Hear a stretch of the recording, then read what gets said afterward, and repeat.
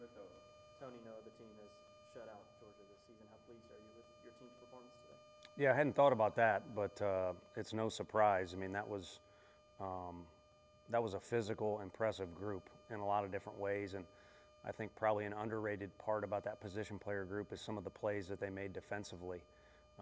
So fortunate to win the series, and you'll take it any way you can get it. But yeah, to shut them out is difficult to do. I think what it was going to take was a play like Dylan Dreiling relaying to Curley, and then Cal doing his thing at the plate. You kind of need stuff like that, and Kirby and Xander to pitch with so much courage. So you kind of need some extra things going on probably to just hold the offense down regardless of whether it's a zero or not. How big of an impact was that defense? You mentioned right there the relay, but also Inslee's stop and catch. Yeah, I mean, Inslee's was insane. I mean, he went a long, long way to run, and then he dove. I'd like to know how many yards he made from when he leapt and made the catch. It was incredible. He's always acting like a goofball anytime he makes a good catch in BP. And that one, he was serious as could be after he caught it. But either way, he did catch it, and it's a momentum swing. I think after both of those, we came in and scored. One inning we scored 2 runs, the other one we scored 1. It matters. And I know today was a big basketball day. A lot of times basketball coaches will talk about your best offense is defense, and that makes much more sense in a transition game like that. But I think even though it's a slower transition, I think it matters.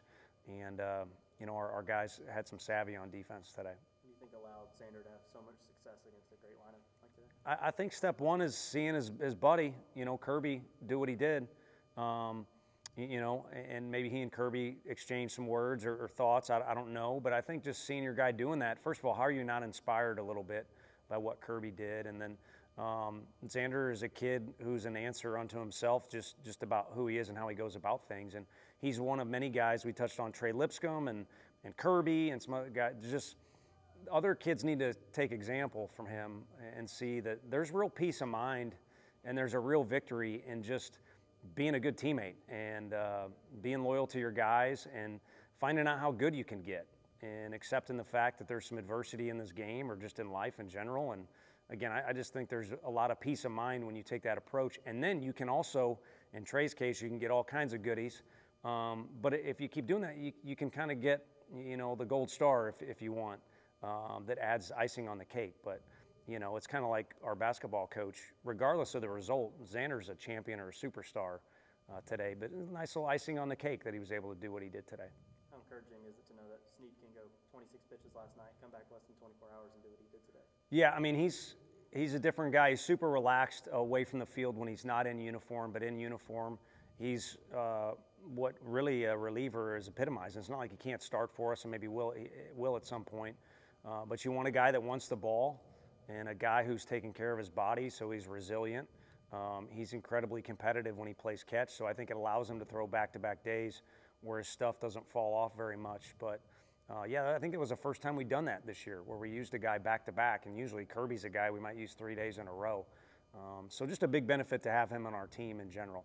And it's nice when you got to, you know, yeah, nope, next.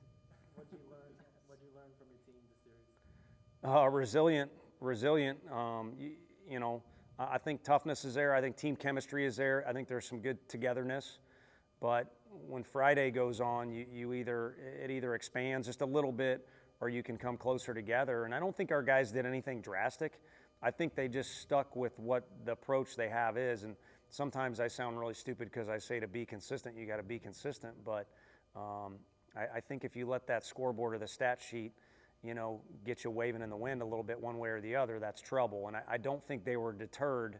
They weren't happy with Friday, and it was a little embarrassing, but I don't think anyone was deterred. And so the resiliency factor that was there was huge. And I think that was displayed at the plate today because their starter was so dang good, and it wasn't really a good offensive day in anything we really put together other than Bargo, but his was with 2 strikes and into the wind. So anything our guys did offensively was some grit today.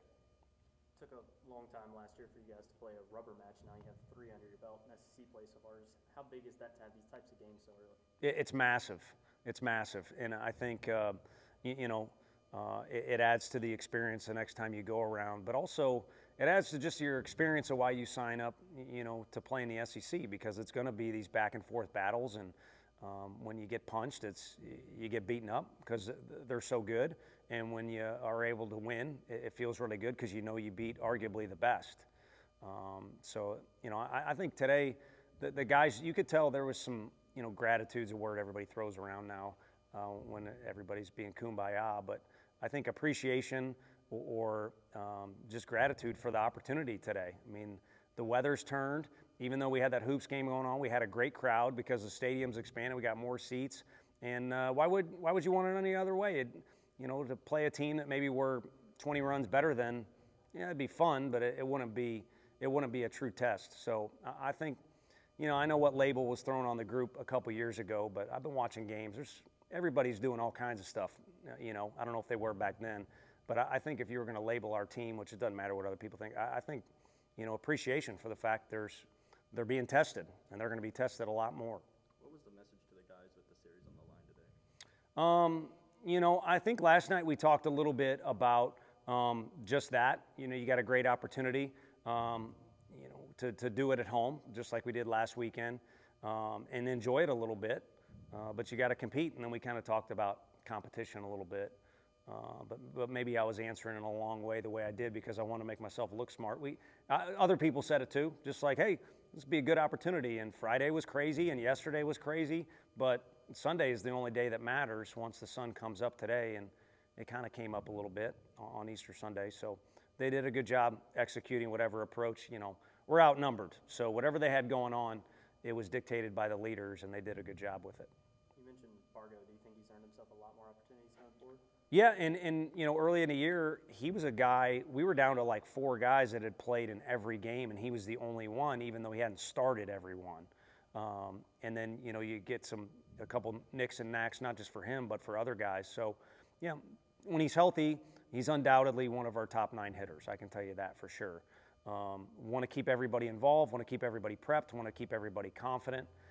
So that's a part of it. And then when guys are healthy, we'll go with whatever we think is the best thing for us that particular day. But he needs to be ready at all times, whether it's the start of the day, middle of the day, or end of the day, because, he's a really good player and he's a hell of a teammate. I mean, they're all different with personalities, but I've said it to you guys before. That guy is low maintenance, which is, I think I can say it's rare these days,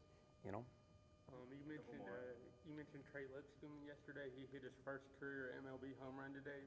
How cool is it to see that from a guy from where he started at Tennessee to where he is now? It's awesome. And now he failed. He was on the plane. He failed. The guys are all jazzed up, and same thing. Things have been said and get in trouble when we get delayed there with an interview, and all the guys are waiting and clapping, for our huddle. And I had my phone on me, and the plan was to FaceTime Trey so he could talk to the guys, and that would be, whatever the final words were for the day. But he failed to answer, so he's not that good. Not even he's that good. But no, he epitomizes what I was talking about before, because you're talking about it took him. He wasn't really recruited a lot, and then there was a redshirt year, and then there's other good players in front of him, and then during some of his reps, maybe he deserved more of them, but also some of them he could have done better. And there's a building up process, and I think part of that reason is what I was talking about with Xander. Like, you're not going to meet a better teammate and a guy who more is just head down and is going to continue to get better regardless of what carrots or, like I said, gold stars or what stat sheet you guys have. I mean, there's a lot of value into being the guy that's on the poster or the guy that gets to do the post-game interview and all that. But that was never his focus, and I don't think it ever will be, even in his big league career, which is going to last a long time. And it's nice he had a homer today, but our video coordinator is the smartest guy we got in our building, and he said it. As soon as they called him up, everybody on the Nationals got better, including anybody. The custodians, everybody got better because that guy's around. You mentioned last night that you meet with the trainers today about AJ. Do you have any update there? Yeah, I failed. I was going to say that as soon as I walked in. Failed, epic fail. So we'll try and get you a Monday morning report on him and Benke as well. And then obviously KT was going to be a guy that I figured we'd have to touch on tomorrow morning with you all too. But he kind of gritted it out. I know some fans are like, that guy's the laziest base runner in the world, but we kind of made the deal with him to put him in the lineup and kind of go easy on the bases for health's sake. All right, thank you.